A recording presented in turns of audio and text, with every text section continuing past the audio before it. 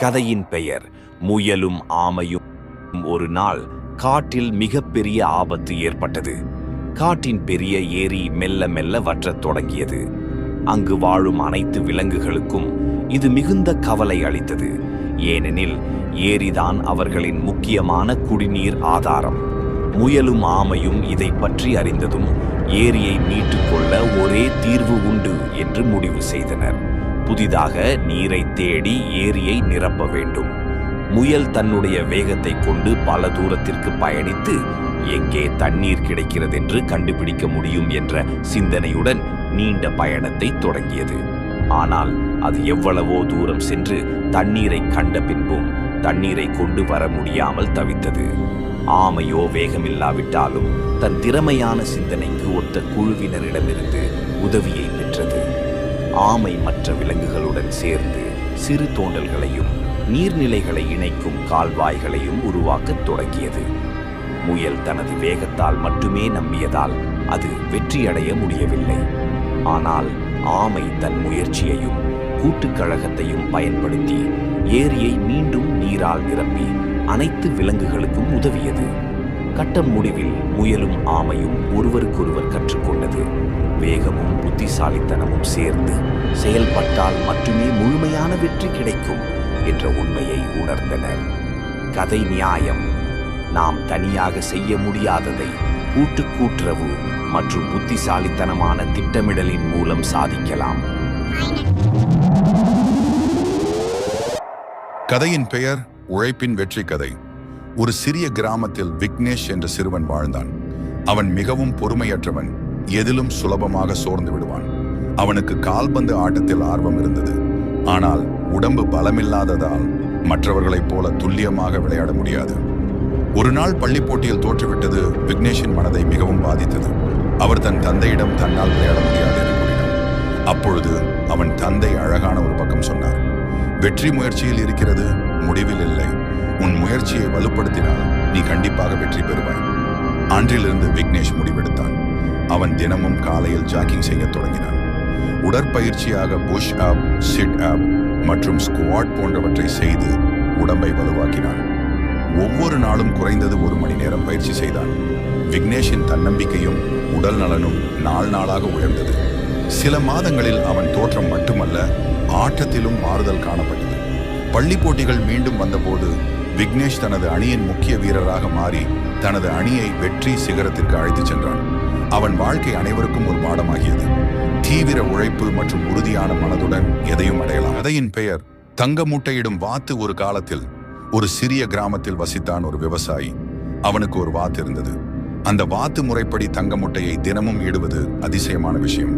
விவசாயி தினமும் அந்த தங்க முட்டையை சந்தையில் விற்று பணம் சம்பாதித்து மகிழ்ச்சியாக வாழ்ந்தான். ஆனால் சில நாட்களுக்கு பிறகு விவசாயி அதிக லாபத்தை பெறும் பேராசைக்காரராக மாறினான். அவன் ஒரு நாள் எண்ணினான், இந்த வாத்து தினமும் ஒரே ஒரு தங்க முட்டையை மட்டும் இடுகிறது. இதன் உடலுக்குள் உள்ள எல்லா தங்கத்தையும் ஒரே நாளில் எடுத்துக்கொள்ள முடியுமானால் என்று. அந்த பேராசையில் வாத்தை வெட்டி அதன் உள்ளே உள்ள தங்கத்தை எடுத்துக்கொள்ள முடிவெடுத்தான். ஆனால் வாத்தை வெட்டியவுடன் அவன் புரிந்து கொண்டான், அது ஒரு சாதாரண வாத்து மட்டுமே, அதன் உடலுக்குள் எதுவும் இல்லை. வாத்தை இழந்து தங்க முட்டைகளை இழந்ததோடு விவசாயி மிகவும் வருந்தினான். அவன் பேராசையின் காரணமாக தான் கொண்டிருந்த சிறிய வருமானத்தையும் இழந்துவிட்டான்.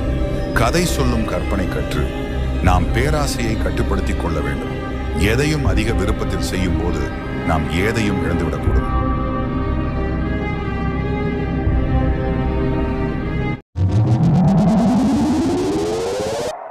கதையின் பெயர் மதம் பிடித்த யானையும் வீரனும்.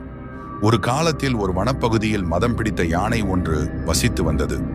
யானை மிகவும் பிரம்மாண்டமானது மற்றும் அதில் செறிந்த ஆற்றல் இருந்தது. ஆனால் அதன் உடலில் பிடித்த கோபம் காரணமாக யாரையும் பாராது ஒவ்வொரு நாளும் அது மனிதர்களின் கிராமங்களில் புகுந்து வீடுகளை நொறுக்கி பயிர்களை அழித்துக் கொண்டே இருந்தது. அந்த யானையை அடக்குவதற்கு பல முயற்சிகள் எடுக்கப்பட்டன. ஆனால் யாருக்கும் அதை கட்டுப்படுத்த முடியவில்லை. கிராமவாசிகள் அச்சத்தில் வாழ்க்கை கழித்தனர். அந்த கிராமத்தில் ஒரு வீரன் இருந்தான். அவனின் பெயர் அருண்.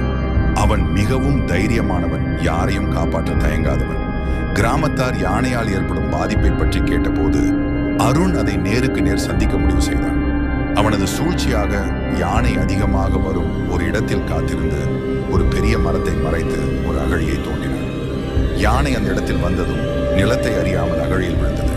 அருண் அந்த யானைக்கு வழி ஏற்படுத்தினான். காலத்தின் ஓட்டத்தில் யானை தனது கோபத்தை விட்டுவிட்டு அமைதியானவையாக மாறியது. கிராமத்தினர் இந்த நிகழ்வுக்கு மிகவும் மகிழ்ந்தனர். வீரன் அருணின் தைரியத்தையும் அறிவையும் கண்டு அவரது புகழை பாடினர். யானையும் முற்றிலும் அமைதியானதாக மாறி அனைவருக்கும் நன்மை செய்ய தொடங்கியது. இந்த கதை தைரியம், அறிவு மற்றும் மனச்சாந்தியின் முக்கியத்துவத்தை சொல்லுகிறது. கதையின் பெயர் கிளியும் சிறுவனும். ஒரு கிராமத்தில் முத்து என்ற சிறுவன் வாழ்ந்தான். அவனுக்கு பறவைகளை விரும்பும் பழக்கம் இருந்தது. அவனின் வீட்டு பக்கத்தில் ஒரு பசுமையான மரம் இருந்தது. அந்த மரத்தில் ஒரு அழகான கிளி இருந்தது. ஒவ்வொரு நாளும் முத்து அந்த கிளியை பார்க்க வேணும், தன் குரலினால் அழைக்க வேணும் என்று சென்றான். கிளியும் அவனிடம் பழக ஆரம்பித்தது. முத்து கிளிக்கு சுவையான பழங்களை கொடுத்து அன்பை வளர்த்தான். ஒரு நாள் முத்து கிளியுடன் பேசும்போது, "நீ எந்த இடத்தில் இருந்து வந்தாய்?" என்றான். கிளி சிறு குரலில், "நான் சுதந்திரமாக வாழ விரும்புகிறேன். ஆனால் சிலர் என்னை கூண்டில் அடைத்து வைத்திருந்தார்கள். எப்படியோ தப்பித்து இங்கே வந்துவிட்டேன்" என்றது. அதை கேட்ட முத்துவிற்கு ஆச்சரியம் மற்றும் துயரம் கூடியது. "நீ சுதந்திரமாக இருக்க விரும்புகிறாயா?" என்று கேட்டான். "ஆம்" என்றது கிளி. அது கேட்டவுடன் முத்து கிளியிடம், "நான் உன்னிடம் தோழனாக இருப்பேன்.